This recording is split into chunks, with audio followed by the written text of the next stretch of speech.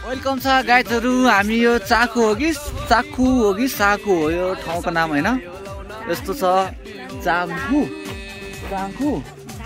ल हेर्नु है गाइजहरु, हामी होली खेल्न आएको यस्तो ठाउँतिर।